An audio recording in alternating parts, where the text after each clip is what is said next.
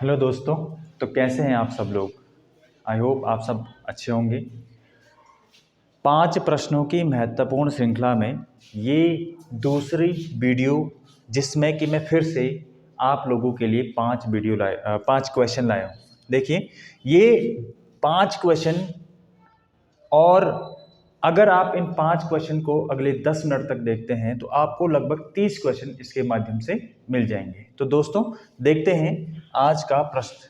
पहला प्रश्न क्या है, देखिए इंडियन होम रूल सोसाइटी की स्थापना कब हुई थी। देखिए इंडियन होम रूल सोसाइटी की स्थापना कब हुई थी। तो इंडियन होम रूल सोसाइटी की स्थापना हुई थी सन 1905 में। ठीक है, किसने करी थी, किसने करी थी, तो ये करी थी श्याम जी कृष्ण वर्मा। ठीक है, श्याम जी कृष्ण वर्मा ने इसकी स्थापना करी थी।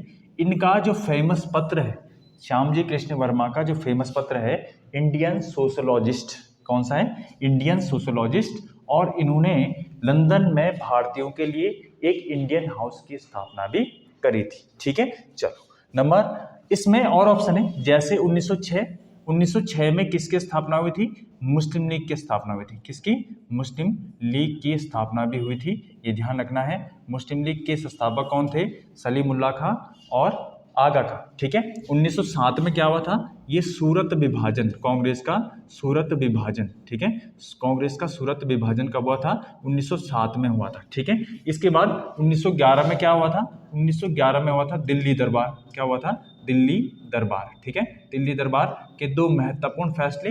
पहला फैसला था 1905 में जो बंगाल का विभाजन हुआ था उसे रद्द कर दिया गया था, और 1911 के दिल्ली दरबार के घोषणा के अनुसार 1912 में भारत की राजधानी को दिल्ली लाया गया था। ठीक है, तो ये महत्वपूर्ण आपके जो है 4 से 5 क्वेश्चन इस क्वेश्चन से बन जाते हैं। अगला देखिए, निम्न में से कौन सी नदी हिमालय की सभी श्रेणियों को काटती है। देखिए पूछ रहा है हिमालय के सभी श्रेणियों, यानी आपका महान हिमालय, मध्य यानी लघु हिमालय और शिवालिक हिमालय को काटती है। देखिए यहाँ पर ऑप्शन है रावी, सतलज, ब्यास और चेनाब। देखिए हिमालय की तीनों श्रेणी को कौन सी नदी काटती है, सतलज।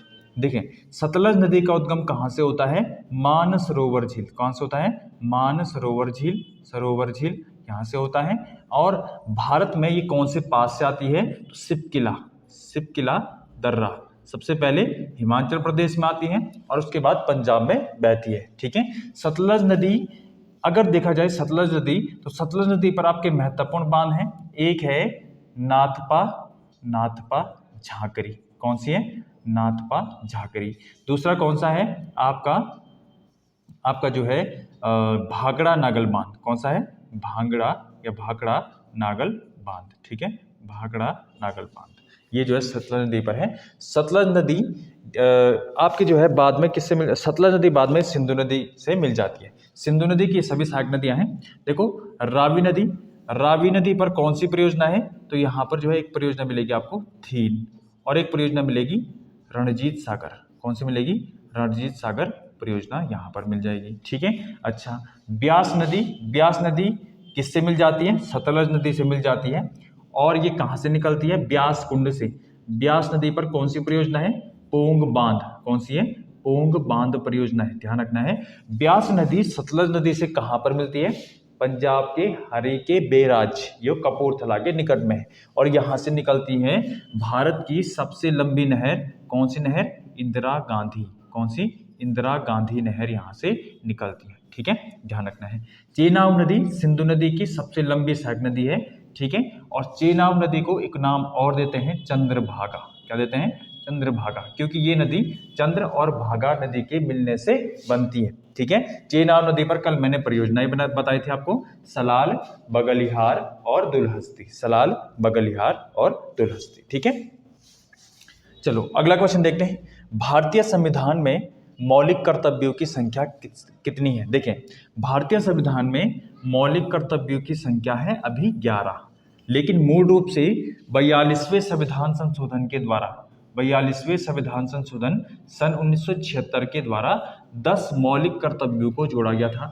और उसके बाद याद रखना है 86वें संविधान संशोधन सन 2002 के द्वारा एक और मौलिक कर्तव्य को जोड़ा गया था। तब टोटल संख्या कितनी हो गई है?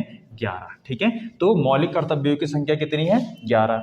अगर पूछेगा कि भारतीय संविधान में मौलिक कर्तव्य कौन से भाग में है, क्या पूछेगा? पार्ट कौन सा है? देखिए इसके लिए पार्ट कौन सा हो जाएगा? पार्ट हो जाएगा आपका 4th A। और आर्टिकल नंबर कौन सा हो जाएगा? Article number 51(a). ठीक है, और ये भी ध्यान रखना है कि मौलिक कर्तव्यों को भारतीय संविधान में बाद में जोड़ा गया था, ये मूल संविधान में उपस्थित नहीं थे। ठीक है, चलो अगला देखिए नंबर नेक्स्ट क्वेश्चन। राज्यसभा को कितने दिनों के अंदर किसी धन विधेयक पर अपनी स्वीकृति देना अनिवार्य है? देखिए वो कह रहा है कि राज्यसभा धन विधेयक को अधिकतम कितने दिन तक होल्ड कर सकती है, तो इसका आंसर हो जाएगा 14 दिन। देखें जो धन विधेयक है वो भारतीय संविधान के आर्टिकल नंबर 110 में धन विधेयक पहले हमेशा कहां पर आएगा? लोकसभा में। पहले कहां पर आएगा? लोकसभा में। किसकी पूर्वानुमति से? राष्ट्रपति की पूर्वानुमति से लोकसभा में आएगा। लोकसभा से पारित होने के बाद ये राज्यसभा में जाएगा। कहां पर जाएगा? राज्यसभा में जाएगा। और राज्यसभा इस विधेयक में ना तो कोई अमेंडमेंट कर सकती है और ना ही इसे पुनर्विचार के लिए भेज सकती है। केवल क्या कर पाएगी? केवल 14 दिन तक होल्ड कर पाएगी। 14 दिन के बाद ये मान लिया जाता है कि राज्यसभा ने धन विधेयक को पारित कर दिया है। इस प्रकार से आपका धन विधेयक के ऊपर लोकसभा के पास क्या जाती है? स्पेशल पावर मिल जाती है। ठीक है, अगला क्वेश्चन देखिए, निम्न में से जिस प्रकार से इसके अलावा आपको आर्टिकल नंबर 112 याद रखना है, केंद्र सरकार का बजट, और एक आर्टिकल नंबर 202 ये है राज्य सरकार का बजट। केंद्र सरकार का बजट दोनों सदनों में कौन रखवाता है? राष्ट्रपति। और राज्य सरकार का बजट दोनों सदनों में कौन रखवाता है? राज्यपाल। ठीक है, अगला क्वेश्चन देखिए, निम्न में से उग्र राष्ट्रवादी नेता नहीं है। पूछ रहा है उग्र राष्ट्रवादी नेता नहीं है। देखिए अगर आपको कभी उग्र राष्ट्रवादी नेताओं के नाम याद रखने हैं तो आपको ध्यान रखना है बाल, लाल, पाल और घोष, 4 व्यक्ति। ठीक है, कौन कौन से?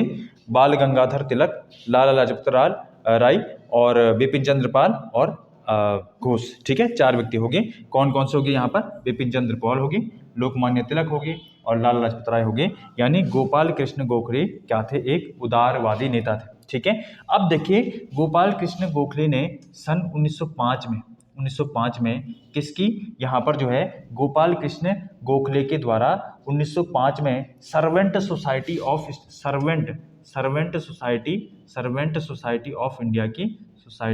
ऑफ इंडिया की स्थापना कर दी गई थी। ठीक है, ऑफ इंडिया की स्थापना कर दी गई थी। ठीक है, गोपाल कृष्ण गोखले गांधी जी के राजनीतिक गुरु थे और ये वही व्यक्ति थे जिन्होंने साउथ अफ्रीका में महात्मा गांधी के साथ कुछ सहायता या वहां पर रहे भी थे। ठीक है, लोकमान्य तिलक भारत में सबसे पहले, वैसे लोकमान्य तिलक के प्रयासों से ही स्वराज और सुशासन की मांग को रखा गया। 1906 के कलकत्ता अधिवेशन में सबसे पहले किसने?